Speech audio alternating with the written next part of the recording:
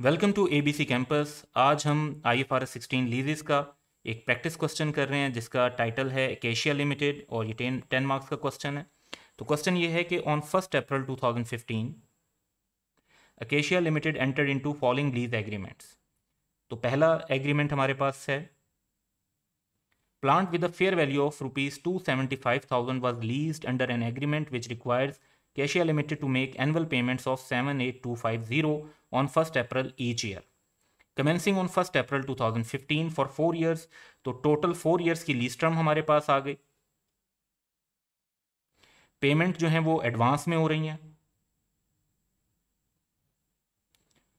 और payments annual जो हैं 78250 की हैं। After the 4 years Acacia Limited has the option to continue to lease the plant at a nominal rent, बिल्कुल मामूली रेंट पर उनको मजीद ये प्लांट मिल सकता है for a further 3 years and is likely to do so as the asset has an estimated useful life of 6 years. The present value of lease payment is 272,850. Acacia Limited is responsible for ensuring and maintaining the plant during the period of the lease। तो ये basically इस बात को reflect कर रहा है कि इससे रिलेटेड जो इनके पास रिस्क है वो लेसी का है और लेसी को इसको अपनी ओनरशिप के तौर पर रिकॉर्ड कर लेना चाहिए। IFRS 16 की जो रिक्वायर्ड ट्रीटमेंट है right of use asset record करने की, वो भी यही है। फिर सेकेंड पार्ट है, office equipment with a fair value of ₹24,000 was leased under a non-cancelable agreement which requires Acacia Limited to make annual payments of ₹6,000 on 1st April each year, commencing on 1st April 2015 for 3 years. The lessor remains responsible for ensuring and maintaining the equipment during the period of the lease. The equipment has an estimated useful life of 10 years. The present value of the lease payment is 16,415. This lease is considered low value item lease by Acacia Limited। तो लो value item lease अगर इसे वो consider कर रहे हैं तो इसके अंदर तो हमें फिर जो है नॉर्मल लीज अकाउंटिंग करने की ज़रूरत नहीं है और इसे हम सिंपल लीज रेंटल अकाउंटिंग के तौर पे रिकॉर्ड कर सकते हैं। Acacia Limited allocates finance charges on an actuarial basis. Interest rate implicit in the lease is 10%। Question की रिक्वायरमेंट देखते हैं। Prepare all relevant extracts from Acacia Limited financial statement for the year ended 31st March 2016, यानी जब lease को start किए हुए 1 साल हो चुका होगा। तो हम पहले जो है अपने आंसर की तरफ चलते हैं और फॉर्मेट से रिलेटेड चीज़ें डेवलप करते हैं। तो हम आंसर डेवलप करेंगे Acacia limited statement of comprehensive income के एक्सट्रैक्ट्स 31st March 2016 के लिए और रुपीज़ में फिगर्स को लिखेंगे। अब जो हमारे रेलिवेंट एक्सट्रैक्ट्स बनते हैं उसमें हमें डेप्रिसिएशन और इंटरेस्ट एक्सपेंस को मेंशन करना होता है। इसके अलावा एक लो वैल्यू आइटम की लीज है तो उसको हम उसका रेंटल एक्सपेंस भी रिकॉर्ड करेंगे। फिर हम बात करते हैं स्टेटमेंट ऑफ फाइनेंशियल पोजीशन की। तो उसका फॉर्मेट हम बना लेंगे। इसमें हम सबसे पहले नॉन करंट एसेट्स के अंदर right of use asset show करेंगे।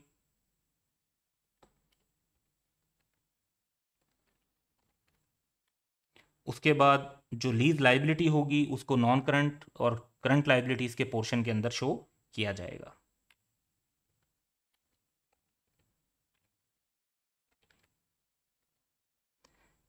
देन इससे रिलेटेड जो एक्सट्रैक्ट्स हैं उसमें हम नोट्स भी बना लेंगे और नोट्स में जो रेलिवेंट डिस्क्लोजर न्यूमेरिकल होता है हमारे पास वो होता है कि हमने मैच्योरिटी एनालिसिस देना होता है, तो उसको भी हम रिफ्लेक्ट कर लेंगे। तो इस सब के लिए हमें एक सबसे पहले वर्किंग डेवलप करनी पड़ेगी और उस वर्किंग की तरफ चलते हैं। तो हमें क्वेश्चन के अंदर present value of lease payments given है 272,850। तो हम जब वर्किंग डेवलप करेंगे तो लीज शेड्यूल बनेगा जो कि पेमेंट इन एडवांस है। इसके कॉलम्स हमारे पास टोटल 6 कॉलम्स बनेंगे। सबसे पहले हम पेमेंट डेट लेंगे, then opening balance, then payment क्योंकि पहले हो रही है तो फिर पेमेंट का कॉलम पहले बनेगा। उसके बाद हम नेट बैलेंस निकाल लेंगे जिसके ऊपर इंटरेस्ट कैलकुलेट होगा, 10% का रेट गिवन है, and closing balance.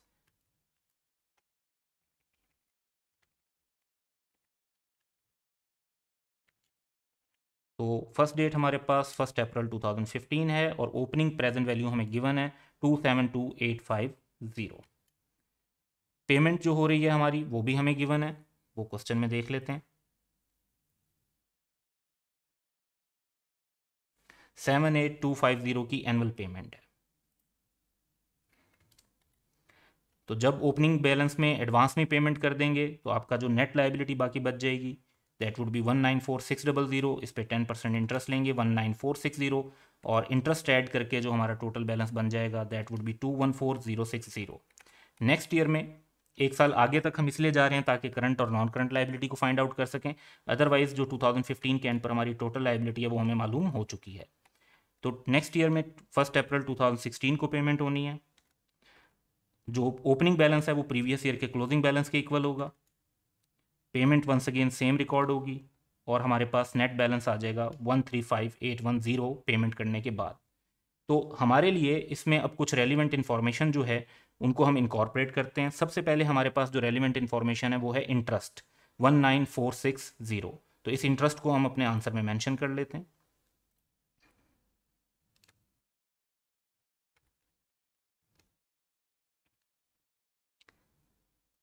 Next point हमारे पास है इंटरेस्ट को रिकॉर्ड करने के बाद कि हमारा नेक्स्ट ईयर में जो बैलेंस होगा बिफोर इंटरेस्ट, क्योंकि इंटरेस्ट तो नेक्स्ट ईयर के स्टार्ट से ड्यू होना शुरू होगा, तो अभी वो ड्यू नहीं हुआ, तो वो जो हमारा नेक्स्ट ईयर का नॉन करंट लाइबिलिटी का बैलेंस होगा वो क्या होगा, तो दैट इज 135810। तो नॉन करंट लाइबिलिटीज में 135810। देन हम करंट लाइबिलिटी का बैलेंस निकालना चाहते हैं, तो हमें जब क्लोजिंग बैलेंस टोटल पता है तो टोटल और नॉन करंट लाइबिलिटी के बैलेंस के डिफरेंस को हम जब देखेंगे तो वो हमें करंट लाइबिलिटी का बैलेंस मिल जाएगा।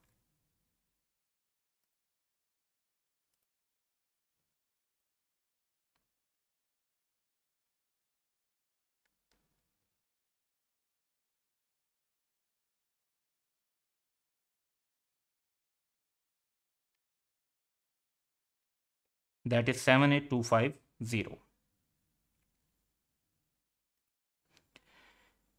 इसके बाद हम इस पॉइंट पर आते हैं कि जितने की लीज लाइबिलिटी रिकॉर्ड होगी, क्योंकि कोई अदरवाइज जो है अमाउंट्स पे नहीं हुई, इनिशियल डायरेक्ट कॉस्ट की या प्रोविजन फॉर डिसमेंटलिंग नहीं है, तो इतने का ही हमारा जो है राइट ऑफ यूज़ एसेट भी रिकॉर्ड होगा।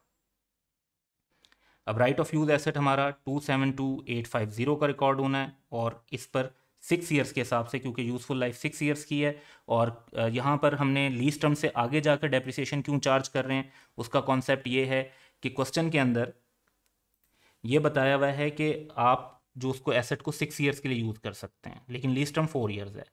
बट साथ ही क्योंकि आगे जो रेंटल्स हैं वो नॉमिनल हैं, और इसका मतलब है कि ये लाइकली है कि लीज कंटिन्यू हो जाएगी नॉमिनल रेंट पर बिल्कुल मामूली पैसे देकर, तो एसेट जो है 4 ईयर्स के बाद भी एकेशिया लिमिटेड के पास होगा और वो उसको 4 ईयर्स से ज़्यादा यूज़ कर सकते हैं, और वो अगर 6 ईयर्स यूज़ करना चाहते हैं तो फिर डेप्रिसिएशन 6 ईयर्स पर चार्ज की जाएगी। सो इस बेसिस पर हम इसकी डेप्रिसिएशन ओवर 6 ईयर्स कैलकुलेट कर लेते हैं। 272850 डिवाइड बाय 6 ईयर्स, तो हमारे पास आंसर आ जाएगा 45475। राइट ऑफ यूज़ एसेट की अमाउंट में से हम ये डेप्रिसिएशन लेस कर देंगे, तो हमारे पास राइट ऑफ यूज़ एसेट की नेट ऑफ डेप्रिसिएशन वैल्यू आ जाएगी 227375। तो ये हमारे कुछ एक्सट्रैक्ट्स पूरे हो गए जिनका बेसिकली ताल्लुक जो है हमारे पार्ट 1 से था। पार्ट 1 के अंदर हमारा मैच्योरिटी एनालिसिस भी बनेगा। मैच्योरिटी एनालिसिस में हम ये देखते हैं कि हमारी जो टोटल पेमेंट्स हैं वो कितनी होनी है। तो हमारी 4 पेमेंट्स होनी है, जिनमें से एक हो चुकी है और 3 पेमेंट्स बाकी हैं, और एक पेमेंट 78250 की है। तो मैच्योरिटी एनालिसिस में हम लेस देन 1 ईयर और 2 to 5 ईयर्स ये वाला सिंपल मॉडल यूज़ कर लेते हैं। आप हर साल का अलग भी लिख सकते हैं 5 ईयर्स तक, और 2 to 5 ईयर्स की एक कैटेगरी भी बना सकते हैं। तो जब हम बात करते हैं विद इन 1 ईयर जो हमने पेमेंट करनी है वो है 78250 की, और 2 to 5 ईयर्स में हमारी 2 पेमेंट्स होंगी, क्योंकि हमारी टोटल 4 पेमेंट्स हैं, एक हो चुकी है, एक 1 ईयर में होनी है, और 2 to 5 ईयर्स में रिमेनिंग 2 होंगी। तो 78250 into 2 years that would B 156500, और इनका हम टोटल कर लेंगे तो हमारे पास जो अनडिस्काउंटेड कॉन्ट्रेक्चुअल पेमेंट्स हमने लीज में करनी है वो आ जाएंगी, दैट इज 234750। तो ये हमारा मैच्योरिटी एनालिसिस का भी नोट बन जाएगा। तो that was the requirement of first part जो हमने मीट कर ली। और उसके बाद जो है हम अपने सेकंड पार्ट पे चलते हैं। तो इसको क्योंकि लो वैल्यू आइटम की लीज कंसीडर करना है और एनुअल पेमेंट 6000 की दी हुई है, और स्ट्रेट लाइन बेसिस का मतलब ये है कि फर्स्ट ईयर की जो टोटल एक्सपेंस बनता है पूरा साल ही है तो वो भी 6000 ही बनता है, तो हमें ये 6000 का एक्सपेंस रिकॉर्ड करना चाहिए। So basically we would deal it as a low value item lease और इसको हम एक्सपेंस बना देंगे 6000। तो हमारे आंसर में प्रॉफिट और लॉस के अंदर डेप्रिसिएशन, इंटरेस्ट एक्सपेंस और लो वैल्यू आइटम का लीज रेंटल एक्सपेंस शो हो जाएगा, और स्टेटमेंट ऑफ फाइनेंशियल पोजीशन के अंदर non current asset, non current liability और करंट लाइबिलिटीज़ जो रेलिवेंट आइटम है लीज से रिलेटेड वो शो होंगे, और नोट्स के अंदर हम मेच्योरिटी एनालिसिस शो करेंगे उस लीज का जिसकी हमने नॉर्मल अकाउंटिंग की है एज पर IFRS 16। सो ये हमारी रिक्वायरमेंट्स हैं, एंड वर्किंग जो है इसमें हमें पूरी बनाने की ज़रूरत नहीं है, सिर्फ 1 साल आगे तक की बना लें ताकि करंट एंड नॉन करंट को आइडेंटिफाई कर सकें।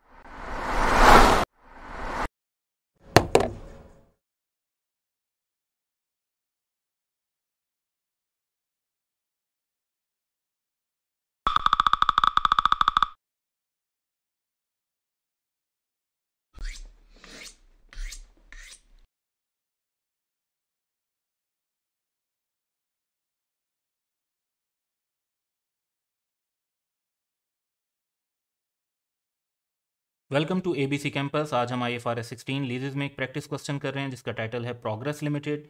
तो क्वेश्चन का डाटा है कि progress limited acquired a machine from fine rentals limited on January 3rd 2016 under a lease agreement extending over 3 years.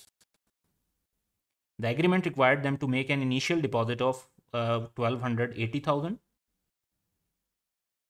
to be followed by 3 annual payments of rupees 800,000 on 31st December each year starting from 2016। तो पहले initial deposit पे हो रहा है, लेकिन otherwise जो payment है वो at the end of period है। तो हम एंड ऑफ पीरियड का शेड्यूल इसमें बना लेंगे। The cash price of the machinery was 3.2 million and fine rentals limited जो लेसर हैं added 12% interest which was duly communicated to progress limited. The annuity method is use to allocate interest, compute the interest element and capital portion of the annual repayments. तो इसके लिए हम schedule ही बनाएंगे और फिर एक एक्स्ट्रा कॉलम डेवलप करके उसके अंदर हम कैपिटल पोर्शन को कैलकुलेट कर सकते हैं। और सेकंड पार्ट है कि show the journal entries that will record the transaction resulting from lease agreement excluding depreciation entries. तो पहले पार्ट ए की तरफ चलते हैं।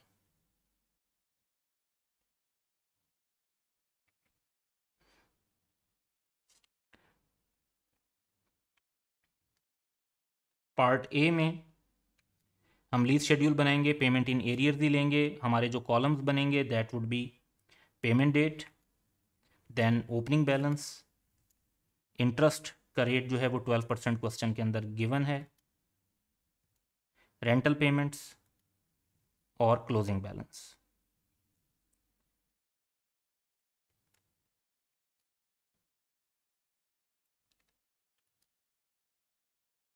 अब जो वेरी फर्स्ट पेमेंट है वो इनिशियल डिपॉजिट हम पे कर रहे हैं 3 जनवरी 2016 को। सबसे पहले हम उसको रिकॉर्ड कर लेंगे, लेकिन हमें अब ओपनिंग बैलेंस चाहिए लीज़ का, कि जो हमारी लीज़ लाइबिलिटी है वो ओपनिंग बैलेंस में कितनी है। अब क्वेश्चन के अंदर वैसे एक हमें इंडिकेशन दी हुई है कि cash price of the machinery जो है वो 3, लेकिन कैश प्राइस थोड़ी सी डिफरेंट भी हो सकती है। अगर आप बिल्कुल एग्जैक्ट कैलकुलेशन करना चाहते हैं तो उसका सही तरीका ये होता है कि आप present value of lease payments calculate करें। तो हम present value of lease payments calculate कर लेंगे।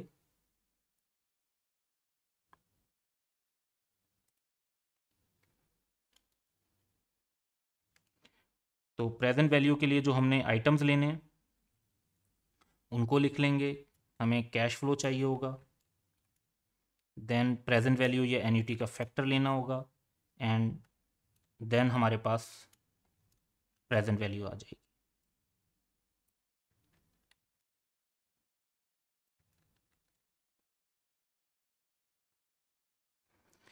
अब एक हमारी जो तरफ से पेमेंट्स जानी है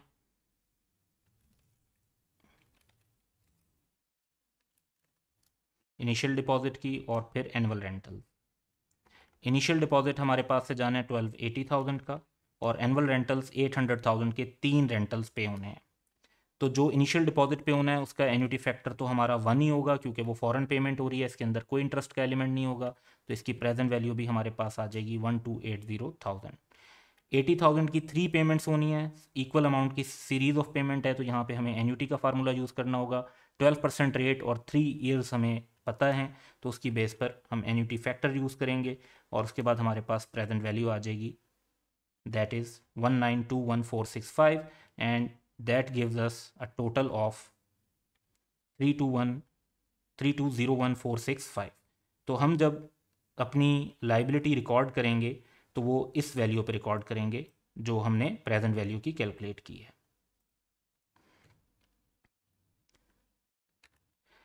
तो अभी क्योंकि इनिशियल पेमेंट फ़ौरन हो रही है तो इसमें कोई भी इंटरेस्ट इंक्लूड नहीं होगा। अब हमारे जो फर्स्ट पेमेंट हो रही है that is of initial deposit 1280,000 की, हमारे पास क्लोजिंग बैलेंस 1921465 का हो जाएगा। ईयर एंड पर 31 दिसंबर को हमारा जो एक और हमने पेमेंट करनी है, उस टाइम पर जो प्रीवियस हमने क्लोजिंग बैलेंस कैलकुलेट किया था इनिशियल डिपॉजिट के बाद, उसको हम अपना यहाँ पर ओपनिंग बैलेंस के तौर पर कैलकुलेट कर लेंगे। इसके ऊपर 12% इंटरेस्ट लेंगे जिसे ऐड करेंगे और 800,000 की पेमेंट हो जाएगी, जिसके बाद हमारे पास क्लोजिंग बैलेंस आ जाएगा 1352041। नेक्स्ट ईयर में जब हम पेमेंट कर रहे होंगे 2017 के एंड पर, तो ये हमारा ओपनिंग बैलेंस बन जाएगा। इसमें हम 12% इंटरेस्ट इस पर कैलकुलेट करके ऐड करेंगे, दैट इज़ 162245। 800,000 की पेमेंट लेस करेंगे तो हमारे पास क्लोजिंग बैलेंस आ जाएगा 714286। 2018 में जब हमारा लास्ट 3 साल पूरे हो रहे होंगे तो तब हमारी जो ओपनिंग बैलेंस है वो प्रीवियस ईयर के क्लोजिंग बैलेंस के इक्वल आ जाएगा। इंटरेस्ट 12% पर इस पर कैलकुलेट करेंगे, दैट वुड बी 85714। 800,000 की पेमेंट लेस करेंगे तो हमारे पास क्लोजिंग बैलेंस आ जाएगा 0, क्योंकि तमाम पेमेंट्स कंप्लीट हो चुकी हैं। अब क्वेश्चन की रिक्वायरमेंट ये थी कि हम इंटरेस्ट और कैपिटल पोर्शन सेपरेट बताएं। इंटरेस्ट तो हमारे पास जो है कैलकुलेट होकर आ रहा है कि कितना है। अब हमें अगर कैपिटल पोर्शन बताना है तो उसके लिए हम एक सेपरेट कॉलम बना लेते हैं और सिंपली जो टोटल आपके पास रेंटल पेमेंट्स हैं उनमें से अगर आप इंटरेस्ट माइनस कर देंगे तो आपके पास कैपिटल रीपेमेंट आ जाएगी। जैसे फर्स्ट ईयर में अगर हम देखते हैं फर्स्ट पेमेंट में, तो उसके अंदर कोई इंटरेस्ट नहीं है क्योंकि वो बिल्कुल स्टार्ट में ही पेमेंट कर दी गई थी। तो इसमें तो सारी की सारी अमाउंट ही हमारी कैपिटल रीपेमेंट है। उसके बाद हम 800,000 में से अगर इंटरेस्ट लेस करते हैं तो कैपिटल रीपेमेंट आ जाएगी 569,424, एंड फिर 800,000 में से 162245 लेस करते हैं तो हमारे पास पेमेंट आ जाएगी 637755, और फिर लास्ट में 800,000 में से 85714 लेस करेंगे तो हमारे पास कैपिटल रीपेमेंट आ जाएगी 714286। अब एक और इंटरेस्टिंग फैक्ट भी हम ये देखते हैं कि हम कैपिटल रीपेमेंट्स का टोटल करें तो वो हमारी वही अमाउंट बनेगी जो present value of lease payment थी, 3201465। ये इन सब का टोटल है। और जो हमने टोटल अमाउंट पे की है एक्चुअली, तो उसका टोटल कर लेते हैं, दैट इज 3,680,000। तो जो हमने एक्स्ट्रा पैसे पे किए हैं वो हमारा इंटरेस्ट है। तो कॉन्सेप्ट भी इंटरेस्ट का यही है कि जो आपने अमाउंट या चीज़ ली होती है उससे जो एक्स्ट्रा अमाउंट आप पे कर रहे होते हैं दैट इज इंटरेस्ट। तो 478,535 का टोटल इंटरेस्ट हमने ओवर 3 ईयर्स रिकग्नाइज करना है। तो यही अमाउंट हमने प्रेजेंट वैल्यू के तौर पे कैलकुलेट की थी, यही हमारी कैपिटल रीपेमेंट हुई है टोटल। तो ये क्वेश्चन की फर्स्ट रिक्वायरमेंट थी कि हम लीज शेड्यूल बनाएं और उसमें इंटरेस्ट और कैपिटल रीपेमेंट को सेपरेटली आइडेंटिफाई कर दें। अब पार्ट बी की तरफ चलते हैं। जर्नल एंट्रीज पास करनी है, that will record the transaction resulting from the lease agreement excluding depreciation. यानी डेप्रिसिएशन की एंट्री पास नहीं करनी, उसके अलावा हम बाकी एंट्रीज पास कर रहे होंगे। तो शेड्यूल हमारे सामने है, यहीं से हमें वैल्यूज मिलती रहेंगी।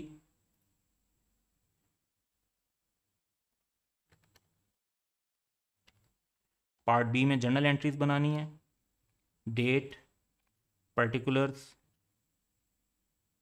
Debit, credit.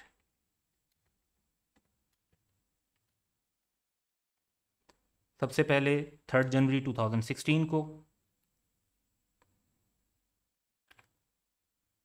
हमने right of use asset record करना है। अब ये हम ऑलरेडी कैलकुलेट कर चुके हैं कि हमारी लीज लाइबिलिटी जो थी दैट वाज 3,201,465, और क्योंकि कोई इनिशियल डायरेक्ट कॉस्ट वगैरह नहीं है तो हमें इनिशियली अपना जो एसेट है वो इस वैल्यू पे रिकॉर्ड करना है। देन हमने फ़ौरन कुछ पेमेंट कर दी थी इनिशियल डिपॉजिट के तौर पे 1280,000 की, वो रिकॉर्ड कर लेंगे और बाकी अमाउंट जो है वो हमारी एज लीज लाइबिलिटी रिकॉर्ड हो जाएगी।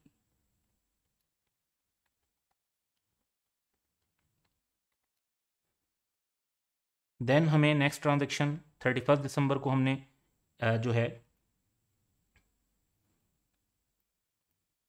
इंटरेस्ट रिकॉर्ड करना है 230576 का। तो interest expense debit and lease liability credit, amount हमने शेड्यूल से ले ली। इंटरेस्ट एक्सपेंस की वजह से हमारी लीज लाइबिलिटी बढ़ जाती है, but at the same time payment करने की वजह से 800,000 की पेमेंट करने से हमारी लाइबिलिटी कम हो जाएगी। तो सेम डेट पे हम डेबिट कर देंगे लीज लाइबिलिटी को, कम हो जाएगी हमारी लाइबिलिटी, और हमने जो पेमेंट की है उसको रिकॉर्ड कर देंगे 800,000 से। तो इंटरेस्ट की वजह से लाइबिलिटी बढ़ी और पेमेंट की वजह से लाइबिलिटी कम हो गई। यही एंट्रीज हमारी इनफैक्ट रिपीट होंगी 2017 एंड 2018 के अंदर, तो उनको हम इनकॉर्पोरेट कर देते हैं। सो हम इंटरेस्ट एक्सपेंस रिकॉर्ड करेंगे नेक्स्ट ईयर का 162245 शेड्यूल के मुताबिक, एंड लीज लाइबिलिटी इतने से बढ़ जाएगी। सेम डेट पर पेमेंट होगी तो लीज लाइबिलिटी हमारी कम हो जाएगी जब हम पेमेंट कर देंगे।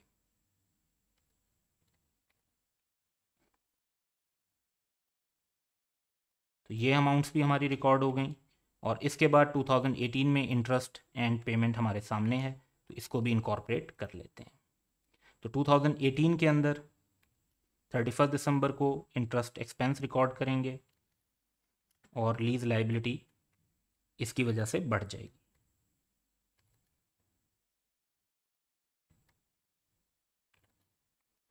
फिर जब हम पेमेंट करेंगे तो लीज लाइबिलिटी कम हो जाएगी, और बैंक से पेमेंट करने की वजह से ऐसा होगा। तो इसमें एक एंट्री एक्स्ट्रा होनी थी हर साल डेप्रिसिएशन की, लेकिन क्वेश्चन की रिक्वायरमेंट में क्योंकि डेप्रिसिएशन की एंट्री नहीं मांगी हुई थी तो वो हमने पास नहीं की। तो सिंपली आपने इनिशियल रिकग्निशन रिकॉर्ड करनी थी, उसके बाद इंटरेस्ट की वजह से लाइबिलिटी हर साल बढ़ते जानी है और पेमेंट की वजह से कम होनी है, और यही प्रोसेस 3 ईयर्स के लिए रिपीट होगा। तो ये क्वेश्चन की सेकंड रिक्वायरमेंट थी। Welcome to ABC campus. आज हम IFRS 16 लीजेस में एक प्रैक्टिस क्वेश्चन कर रहे हैं जिसका टाइटल है लासानी लिमिटेड। 12 मार्क्स का ये क्वेश्चन है। तो क्वेश्चन ये है कि Lasani limited leased an asset from Khan limited at start of year 1। Following details are relevant. जो कॉस्ट है खान लिमिटेड को यानी लेसर को, वो है 500,000, मार्कअप 25% है। इनिशियल डायरेक्ट कॉस्ट जो पेड बाय खान लिमिटेड है वो है 100,000। अच्छा, ये खान लिमिटेड यानी लेसर ने पे की है। Dismantling cost expected to be incurred by Lasani limited at the end of lease term due to legal obligation, वो है 100,000 की वो भी। और फर्दर इंफॉर्मेशन में ये बताया हुआ है कि Lasani limited reimburse 60% of the initial direct cost to Khan limited. तो टोटल जो अमाउंट है वो है 100,000, तो उसका 60% बन जाएगा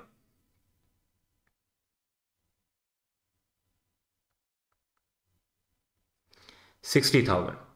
उसके बाद ये बताया हुआ है कि फेयर वैल्यू जो है वो सम ऑफ कॉस्ट प्लस मार्कअप है।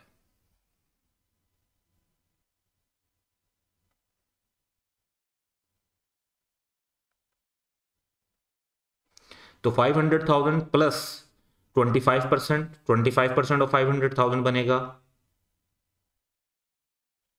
125,000। सो दैट वुड बी 625,000 जो कि फेयर वैल्यू है। इसके बाद थर्ड पॉइंट है कि Lasani limited expects the residual value of the asset to be nil, यानी लेसी का पर्सपेक्टिव ये है कि रेजिडुअल वैल्यू एसेट की नील होगी। Although it has guaranteed ₹20,000 to Khan limited at the end of lease term, लेकिन उन्होंने 20,000 की गारंटी दी हुई है, यानी वो एक्सपेक्ट कर रहे हैं कि 20,000 उन्हें पे करना पड़ेगा। However Khan limited expect the residual value of asset to be 50,000, जो कि लासानी लिमिटेड को भी मालूम है। तो लेकिन खान लिमिटेड लेसर और लेसी की एक्सपेक्टेशन डिफरेंट हो सकती हैं। तो खान लिमिटेड की जो यहाँ पे डाटा है उस पर्सपेक्टिव से देखा जाए तो ये चीज़ें अब डिफरेंट उसमें डील होंगी। तो खान लिमिटेड के लिए 50,000 है, ये बात पता है लेसी को। खान लिमिटेड का interest rate implicit in the lease 15% है, जो कि लासानी लिमिटेड को भी पता है, यानी लेसी को भी पता है। Cost of capital of Lasani limited 10% है। ये जब आप डिसमेंटलिंग की कॉस्ट को प्रेजेंट वैल्यू निकालेंगे तो उसके लिए फिर रेलिवेंट होगा 10%। लीज की कैलकुलेशन तो 15% पर हो रही होंगी। लीज टर्म 5 ईयर्स है। क्वेश्चन की रिक्वायरमेंट क्या है कि journal entry at inception of lease in the books of Lasani limited,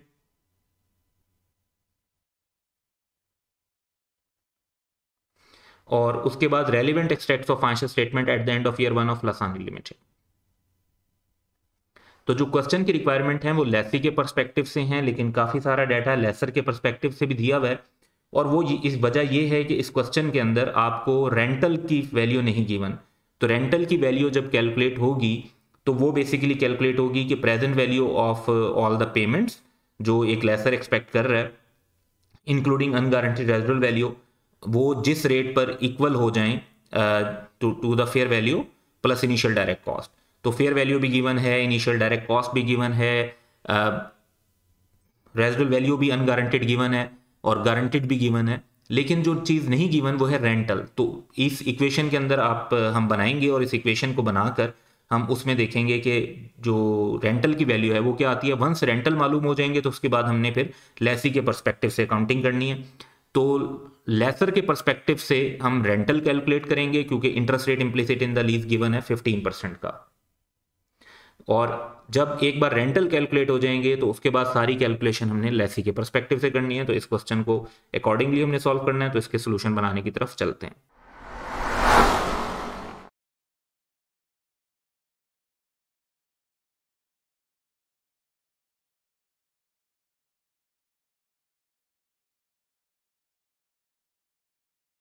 तो वर्किंग्स की तरफ चलते हैं।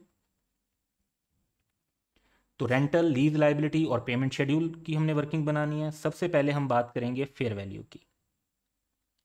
तो फेयर वैल्यू क्वेश्चन में बताई हुई है कि it is cost plus markup. Cost 500,000, markup 25% है। तो दैट मीन्स कि हमारे पास 25% ऑफ 500,000 बनता है 125,000। जब उसको ऐड करेंगे तो दैट इज 625,000। फेयर वैल्यू के बाद हमें नेक्स्ट इनिशियल डायरेक्ट कॉस्ट देखनी है, और इनिशियल डायरेक्ट कॉस्ट हम लेंगे लेसर की।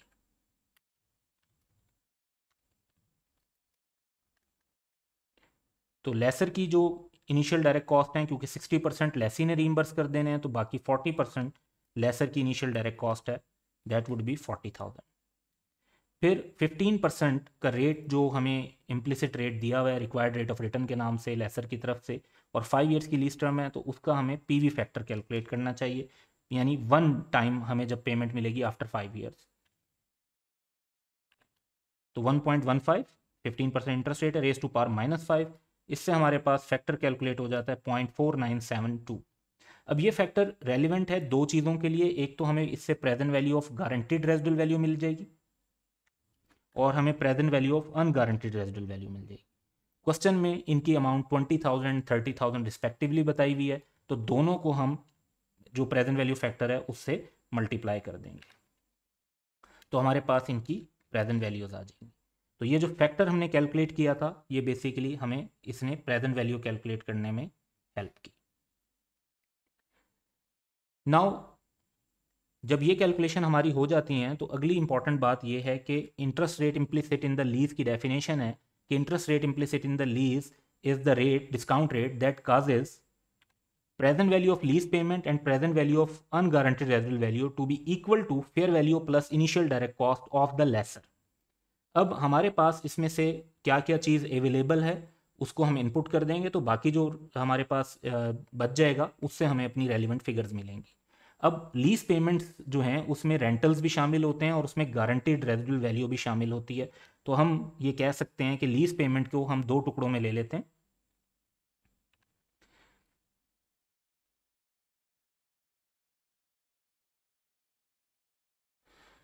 और बाकी फार्मूला हमने एज इट इज़ रखा। तो लीज पेमेंट में हमने रेंटल्स भी हैं और गारंटीड रेजिडुअल वैल्यू भी है। अब इसमें से हमें सारा डाटा अवेलेबल है। ऊपर अगर आप देखें तो हमारे पास जो present value of guaranteed residual value भी है, present value of unguaranteed residual value भी है, फेयर वैल्यू भी है और initial direct cost of lessor भी है। तो सारी अमाउंट्स को अगर हम इनकॉर्पोरेट कर देते हैं, जो कि ऊपर हम कैलकुलेट कर चुके हैं ऑलरेडी, तो एक वेरिएबल बच जाता है, that is present value of rental. तो 625,000 प्लस 40,000 माइनस 9944 माइनस 14916, तो हमारे पास प्रेजेंट वैल्यू ऑफ रेंटल आ जाएगी 640,140। तो ये हमारी एक मेन कैलकुलेशन बन जाती है, that is interest rate implicit in lease की बेस पर हमने प्रेजेंट वैल्यू ऑफ रेंटल को कैलकुलेट कर लिया। अब रेंटल्स जो हैं वो क्योंकि इक्वल रेंटल्स होते हैं, सीरीज ऑफ पेमेंट होती है, तो उसके लिए जो रेलिवेंट फैक्टर कैलकुलेट होता है वो पीवी फैक्टर नहीं, वो एन्यूटी फैक्टर हमें कैलकुलेट करना होता है। तो 15% फॉर 5 ईयर्स का अगर हम फैक्टर कैलकुलेट करते हैं तो फार्मूला अप्लाई करेंगे और उसकी बेस पर हमारे पास फैक्टर कैलकुलेट हो जाता है 3.3522। अब यहाँ पर एक बड़ी सिंपल मैथमेटिकल कैलकुलेशन हमारे सामने आ जाती है। तो फार्मूला हमारे पास जो मैथमेटिकली बनता है दैट इज कि प्रेजेंट वैल्यू ऑफ रेंटल्स जो है वो इक्वल होती है रेंटल्स इनटू एन्यूटी फैक्टर के। अब इसको अगर हम थोड़ा सा रीअरेंज कर लें तो rentals is equal to present value of rentals divide by annuity factor. तो हमारे पास इसमें से प्रेजेंट वैल्यू ऑफ रेंटल्स भी है और एन्यूटी फैक्टर भी है। सो यूजिंग दिस फार्मूला हम रेंटल्स कैलकुलेट कर सकते हैं। तो रेंटल्स हमारे पास कैलकुलेट हो जाते हैं 190961। तो जब हम रेंटल्स कैलकुलेट कर लेते हैं तो साथ ही हमारे पास लीज लायबिलिटी की भी वैल्यू आ जाएगी।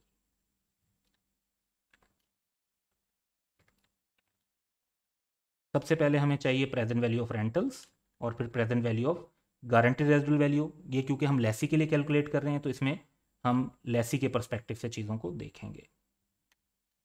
अब प्रेजेंट वैल्यू ऑफ रेंटल्स तो ऑलरेडी हम कैलकुलेट कर चुके हैं 640,140,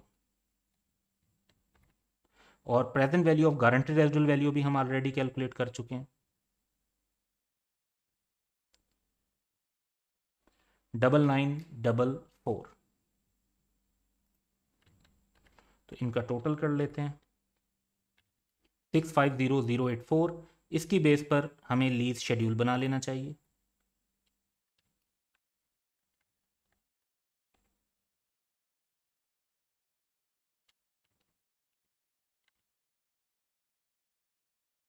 फिफ्टीन % के हिसाब से।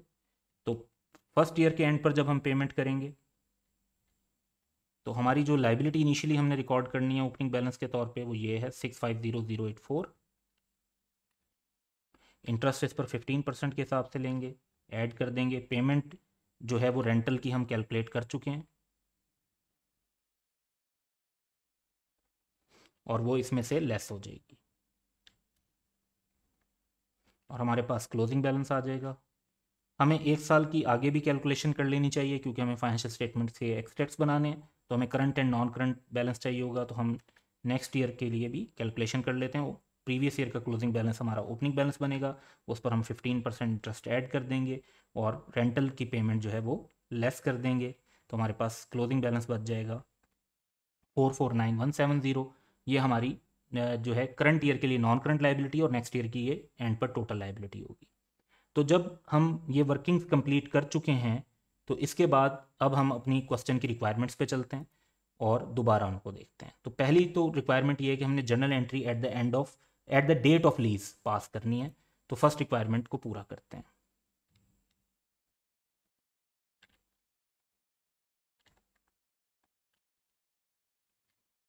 जर्नल एंट्री पास करेंगे ईयर 1 के स्टार्ट पे। क्वेश्चन में कोई डेट्स वगैरह नहीं दी हुई, तो सबसे पहले हम रिकॉर्ड करते हैं इनिशियल डायरेक्ट कॉस्ट। 60% लेसी ने पे करनी है क्योंकि 40% लेसर की, 60% लेसी ने पे करनी है। क्वेश्चन में बताया हुआ है 60,000 बनेगा। और लीज लाइबिलिटी जो हमने कैलकुलेट कर ली है वर्किंग में दैट इज 6084।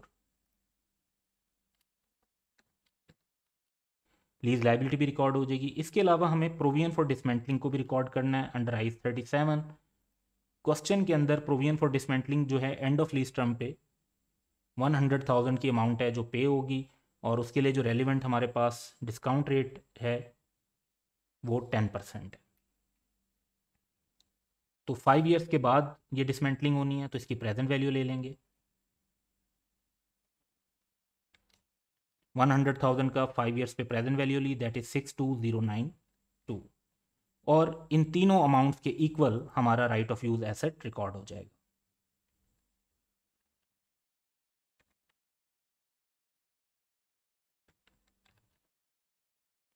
तो ये हमारी जो एक रिक्वायरमेंट थी कि हमें journal entry at the date of lease record करनी है, वो कंप्लीट हो गई।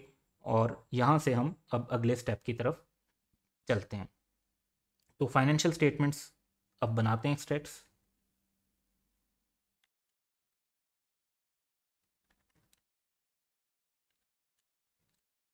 Statement of comprehensive income first year and पे हम बना रहे होंगे।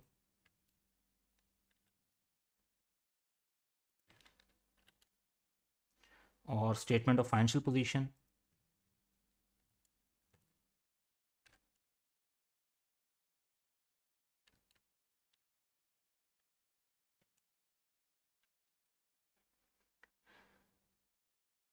अब स्टेटमेंट ऑफ कंप्रिहेंसिव इनकम में जो हमें रेलिवेंट फिगर्स लेनी है, उसमें सबसे पहले तो हमारे पास ये पॉइंट है कि हमारा राइट ऑफ यूज़ एसेट कितने का है। अब राइट ऑफ यूज़ एसेट हमारे पास है 772176 का, और इसको ओवर 5 ईयर्स हमने डेप्रिशिएट करना है। तो सबसे पहले हम डेप्रिसिएशन रिकॉर्ड कर लेते हैं। 772176 ओवर 5 ईयर्स, तो ये हमारे पास डेप्रिसिएशन कैलकुलेट हो जाएगी 154435। अब हम अपना एसेट जो है वो नॉन करंट एसेट के तौर पे राइट ऑफ यूज एसेट को भी रिफ्लेक्ट कर सकते हैं। तो 772176 माइनस डेप्रिसिएशन जो भी हमने कैलकुलेट की,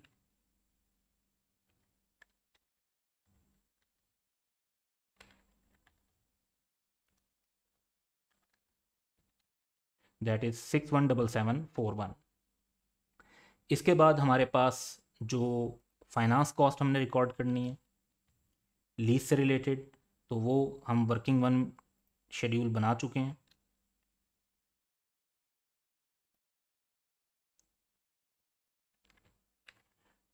तो हियर वी हैव 97513 जो हमने इंटरेस्ट कैलकुलेट किया हुआ है, तो इसी को हम एक्सपेंस बनाएंगे। इसके बाद हमें नॉन करंट और करंट लाइबिलिटीज़ को रिफ्लेक्ट करना है।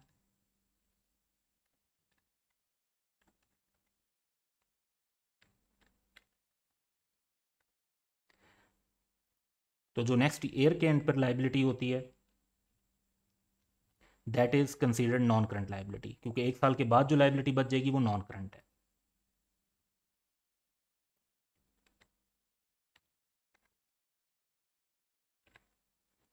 और करंट लाइबिलिटीज अगर हमने कैलकुलेट करनी है, तो टोटल लाइबिलिटी में से हम अगर नॉन करंट लाइबिलिटी लेस कर देंगे तो हमारे पास करंट लाइबिलिटी का बैलेंस आ जाएगा।